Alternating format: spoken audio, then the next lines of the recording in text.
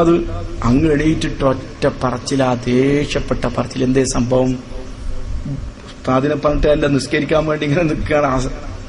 നിസ്കരിക്കാൻ വേണ്ടി ഉസ്താദ് ഇങ്ങനെ നിന്ന് തെക്ബീർ കെട്ടി കുറെ മുഅ്മിനീങ്ങൾ പിന്നിലും കെട്ടി. പെട്ടെന്ന് തൊട്ടടുത്ത വീട്ടിൽ നിന്ന് ഭയങ്കര പൊട്ടൽ, സുബ്ഹാനല്ലാഹ്, നിലക്കാത്ത പൊട്ടൽ. ഉസ്താദ് നിസ്കരിക്കുന്നവരുന്നു ഒറ്റ ഞെട്ടല. എന്തൊക്കെയാ രംഗം ആലോചിച്ച് നോക്ക് നിങ്ങൾ. ഉസ്താദ് ഇമാം നിൽക്കുന്ന ഉസ്താദ് ടെറോന്ന് കേട്ടപ്പോ ഒരൊറ്റ ചാട്ടങ്ങ് ചാടി പോയുള്ള അവസ്ഥ. പിന്നെ ആ ഉസ്താദിന് ദേഷ്യം ഉണ്ടാവോ? ഉസ്താദ് പൊട്ടിത്തെറിച്ചു നിസ്കാരത്തിന്റെ ശേഷം എണീറ്റിട്ട്. എന്താ വിഷയം? കല്യാണത്തിന്റെ വീട്ടിലേക്ക് പുതിയാപ്പിള വന്നതാ. പുതിയാപ്പിള വന്ന കൂട്ടത്തില് ചില ചെറിയ കുട്ടികൾ തമാശക്ക് വേണ്ടി ഒരു ചെറിയ കാര്യം ചെയ്തത് അവർക്കത് ഗൗരവം തോന്നിയില്ല. കാരണം ആ പ്രായം അതാണ്. പിന്നെ അവർ ചെയ്യുമ്പോ ഇതൊന്നും ചിന്തിക്കൂലല്ലോ. നമ്മൾ എന്തൊക്കെ കാര്യങ്ങൾ ചെയ്ത് പിന്നെയാണല്ലോ ഇതിന്റെ ഗൗരവം നമുക്ക് ബോധ്യപ്പെടാറുള്ളത്. കുട്ടികളൊരൊറ്റ പൊട്ടല് പൊട്ടിച്ചപ്പോ നിസ്കാരം അങ്ങ് നശിച്ചുപോയി.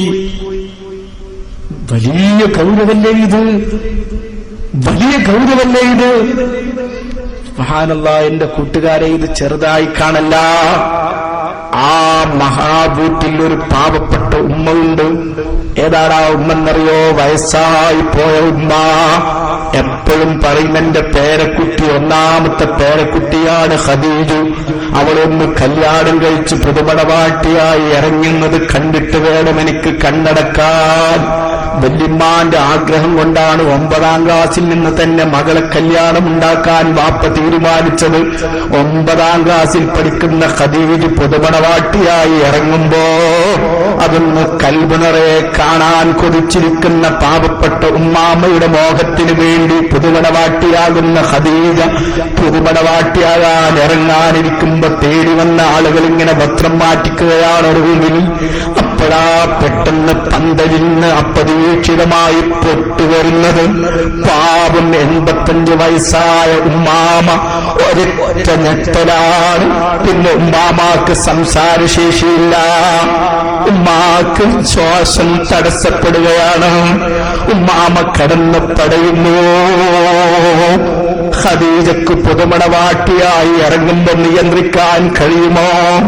എന്നെ ഈ പുതിയ വസ്ത്രമണിഞ്ഞ് കാണാൻ കാത്തിരുന്ന ഉമ്മാമ ആ നെഞ്ചുവേദന കണ്ട് പടയുന്ന രംഗം കണ്ട് പുറത്തിറങ്ങുന്ന ആ പാവപ്പെട്ട കൊച്ചനുജത്തിയുടെ മനസ്സൊന്ന് വായിച്ചു നോക്കൂ കൂട്ടുകാരെ. ആ വീട്ടിൽ സന്തോഷം മുറ്റി നിൽക്കേണ്ട സമയത്ത് ആ വീട്ടിലെ അന്തരീക്ഷത്തെക്കുറിച്ച് നിങ്ങളൊന്ന് ചിന്തിച്ചു നോക്കൂ കൊച്ചനുജന്മാരെ.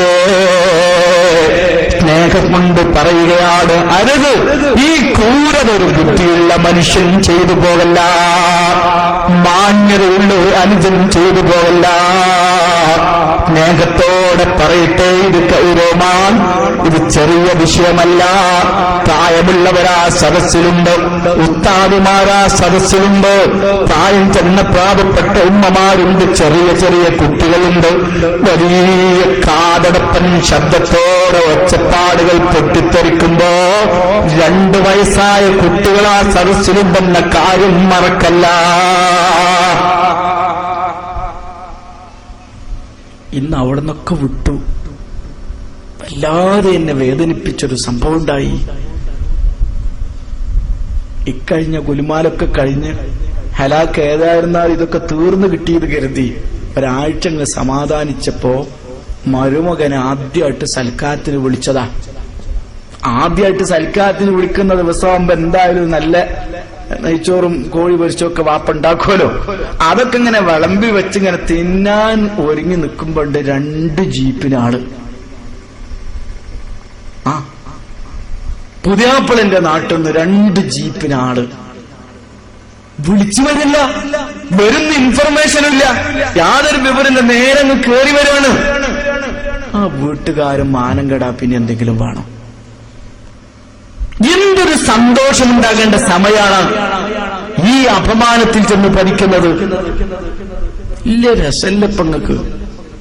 എന്തോ ഒരു സന്തോഷറിയാ വന്ന കൗമിന്. എന്നിട്ട് അവിടെ ഉള്ളതൊക്കെ കൂടി പാച്ച് ബലിച്ച് ആകെ ഇരപ്പാക്കിയിട്ട്, കാരണം ഇത് തൈലാന്ന് ഉറപ്പല്ലേ, 2 ജീപ്പിന് വന്ന ടീമിന് കൊടുക്കാൻ ഈ വീട്ടുകാർക്ക് വെച്ച ഭക്ഷണം തികയോ? എന്നിട്ട് ഇവനും പിടിച്ചിറക്കിയിട്ട് നേരെ പോയി ഒരു ഫാസ്റ്റ് ഫുഡ് കയറി പരമാവധി തട്ടി ഒരു രാത്രി 12 മണിക്ക് ഇങ്ങനെ തിരിച്ചു കൊണ്ടുവരാ. നിങ്ങൾ ആലോചിച്ച് നോക്ക്, എന്തൊരു സന്തോഷം ഉണ്ടാകേണ്ട സമയം അത്. ഒരു മരുമകൻ ആദ്യം വീട്ടിലേക്ക് വന്ന ദിവസത്തിൽ ആ വീട് എന്തൊരു റാഹത്തുണ്ടാകേണ്ട സമയ. പാവം വല്യാപ്പന്റെ വീട്ടില് മൂപ്പര് ഇശാ നിസ്കാരമൊക്കെ കഴിഞ്ഞ് അദാദും ചെല്ലി മൂപ്പരെ സുന്നത്തൊക്കെ നിക്കരിച്ച് മട്ടാക്കിയിട്ട് മരോനോടൊന്ന് മുണ്ടിപ്പറയാൻ വേണ്ടി മെല്ലെ വരിക. വന്നു നോക്കുമ്പോ എവിടെ മരോന്? വന്ന മരോനെ കാണുന്നില്ലല്ലോ. 12 മണിയായപ്പോ അവസാനം കൊണ്ടുവന്നു വിട്ടു. ആ പെൺകുട്ടി വീട്ടിന്റെ മുകളിൽ കരയുകയാണ് അപമാനം കൊണ്ട്.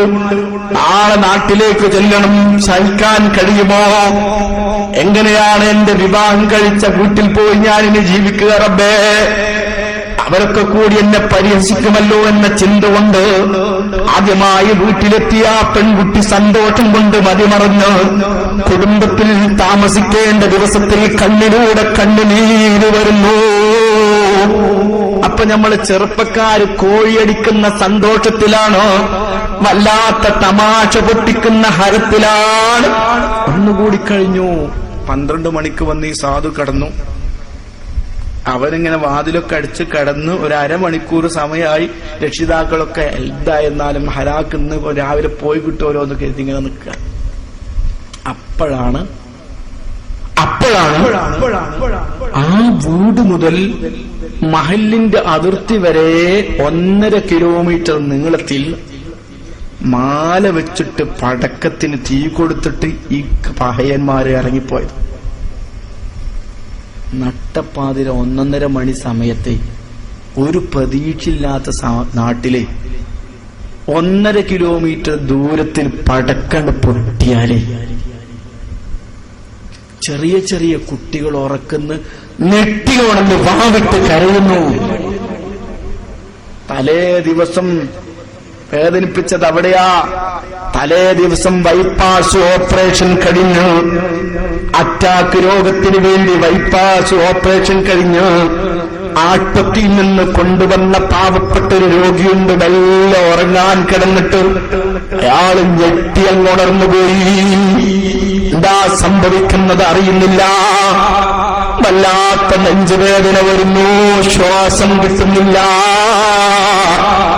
അയാള് ശ്വാസത്തിന് വേണ്ടി പടയുമ്പോ തീ കൊടുത്തിയ കൂട്ടുകാര് സന്തോഷത്തോടെ നാട്ടിലേക്ക് തിരിക്കുന്നു.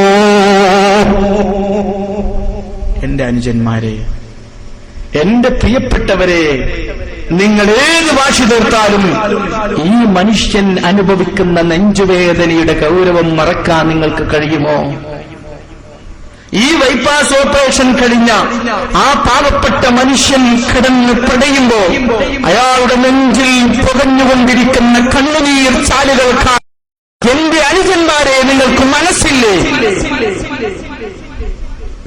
നമ്മൾ എന്താണ് ആ ചെയ്തുകൊണ്ടിരിക്കുന്നത്? ബുദ്ധി കൊണ്ട് നിങ്ങൾക്ക് ആലോചിക്കാൻ കഴിയുന്നില്ലേ ഇതൊന്നും? നിങ്ങൾ ഏതു മതക്കാരനാവാ, എനിക്ക് വിരോധമല്ല. പക്ഷെ ഈ മനുഷ്യൻ അനുഭവിക്കുന്ന കണ്ണുനീർ, വേദന, ദുഃഖം, അയാളുടെ വിഷമം നിങ്ങൾ വായിക്കണം. പാവപ്പെട്ട പിഞ്ചുമക്കൾ അർദ്ധരാത്രി ഞെട്ടിയുണർന്ന് വാവിട്ട് കരയുമ്പോ അവരുടെ വിഷമം നിങ്ങൾ വായിച്ചെടുക്കണം. നിങ്ങൾക്ക് സന്തോഷമാണല്ലേ? നിങ്ങൾക്ക് എന്തേ അതുകൊണ്ട് കിട്ടിയത്?